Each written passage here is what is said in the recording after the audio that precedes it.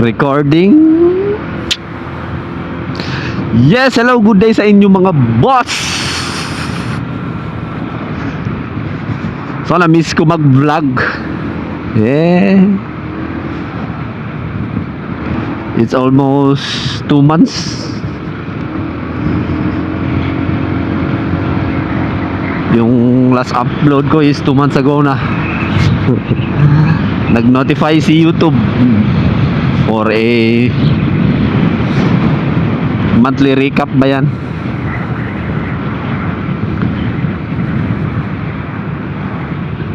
Nag-email. So ngayon nag-try ako mag-vlog mga boss. Na-miss ko mag-vlog kasi ewan ko, try ko tong microphone kung sira o hindi. Kakabili lang ng wireless mic tapos huminto agad mag-vlog. Yes, and so dating gawin mga boss, patungo na naman ako sa duty ngayon. It's already 3 o'clock in the afternoon. And syempre dito pa rin tayo sa Davao, kasi laging Davao tayo.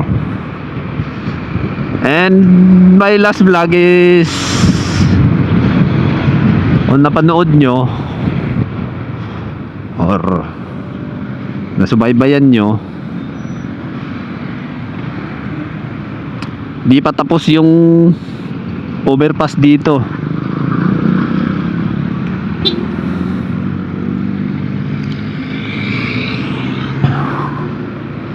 Diyan sa unahan, kung napanood nyo, sabi ko sa vlog ko dati is, I think matatapos na tong flyover na to by the next year yata, na sabi ko, or next month. And so by this month lang ng March, nag-open na siya and pwede na daanan itong ma-overpass ng Davao mga bosses. Ito, passable na siya sa lahat ng mga commuters. Ay nagko, bawal U-turn dyan boss. Yes, and this is the flyover mga boss ng Davao. Nag-open na siya noong March 3 yata, ewan ko, basta bago mag-March. Dumaan ako ng opening day dito, pero hindi na ako nag-vlog.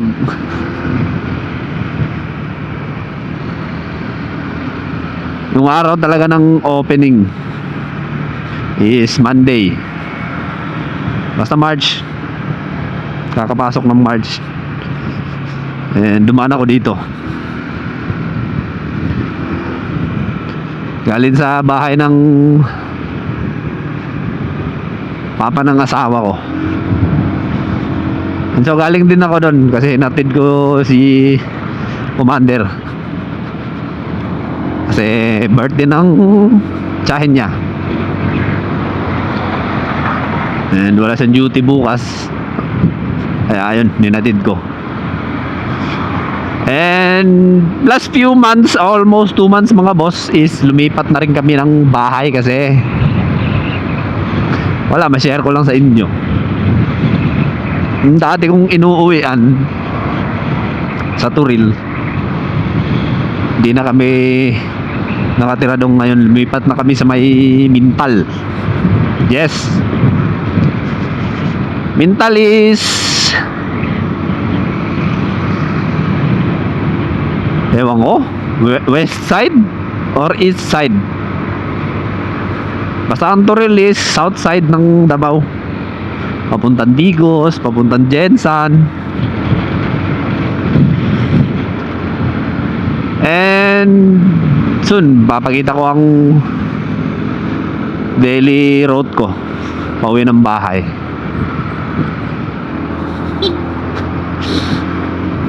Sa bago namin nilipatan. February kami lumipat. Hindi na ako nag-vlog. Tinabad agad eh, no? Kahit bago ang mic na wireless, ayun, nawala ulit. And bumalik na naman ngayon sa pagbablog kasi mahal ang gas. Mag-vlog na tayo. I mean, mag-vlog na ako ulit kasi mahal ng gas. Bobo ang puts. Yes, tulad ng mga pinagsasabi ko dati sa mga vlog ko mga boss, na upgrades nitong, I mean maintenance nitong motor, na iba vlog ko ang CVT, nag CVT na ako, hindi rin ako nag video.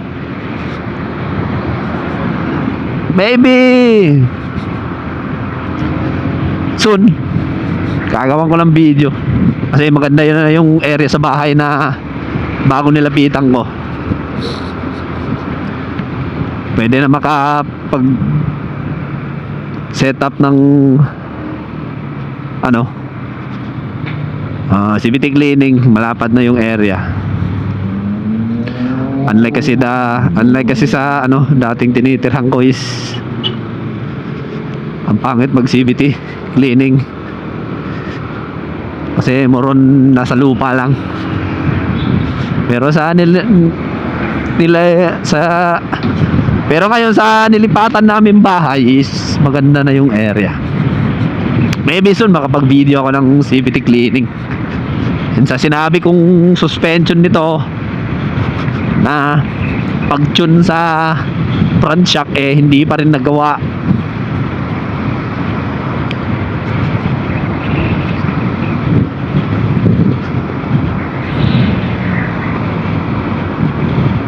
Kaya soon siguro makapag-upload ako ng video na magawa na to. And setup ng motor ko is yung pa rin, the same. Walang nagbago, walang nadagdag. Just maintenance lang.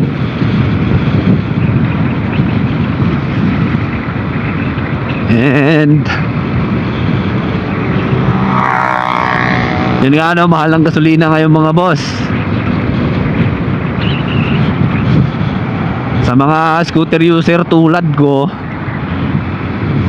kung nagbaba kayo ng grams ng bola,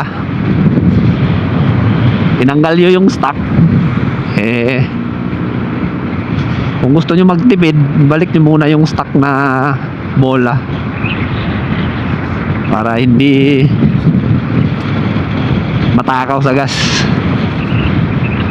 And kung napalit kayo ng springs, balik nyo sa normal stock kung gusto nyo magtipid ng gas kasi mahal ang gas ngayon. Pero kung gusto nyo pala ng rat-rat, malakas na overtaking,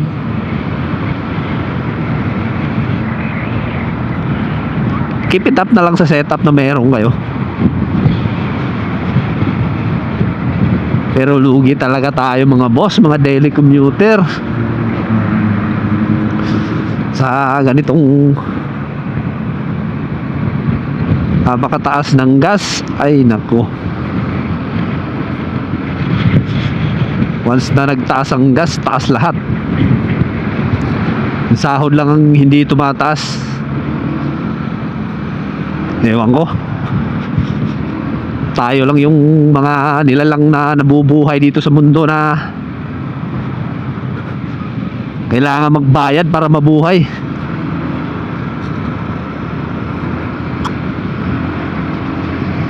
Wala hindi na tayo sa sistema na ganito, survival mode. And ang mas kawawa at masyadong apektado is tayo, mga ordinaryong mga mamamayan.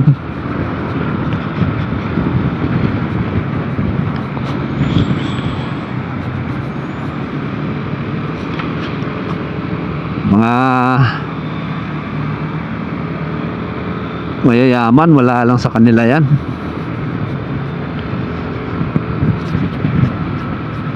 Hindi naman sila gugutumin ng matagal o maghihirap.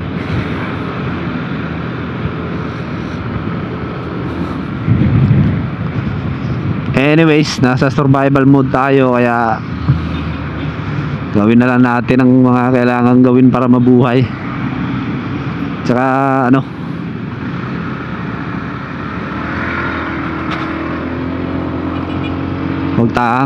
wag natin kalimutan na ano, gumawa ng tama, wag tayo gumawa ng masama.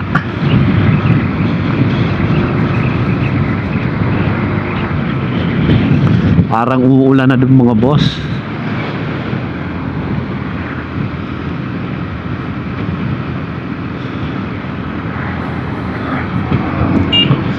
Magkano na bang ano mo dyan? Pwede.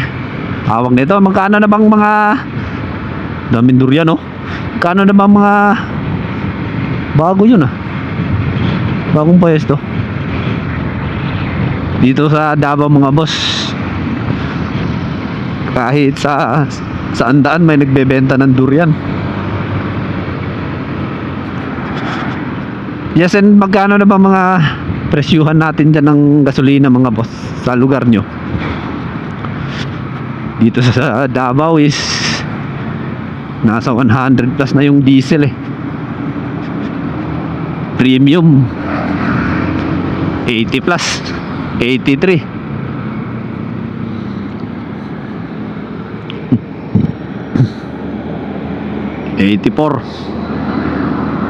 Depende sa gasolinahan na ano mapuntahan mo.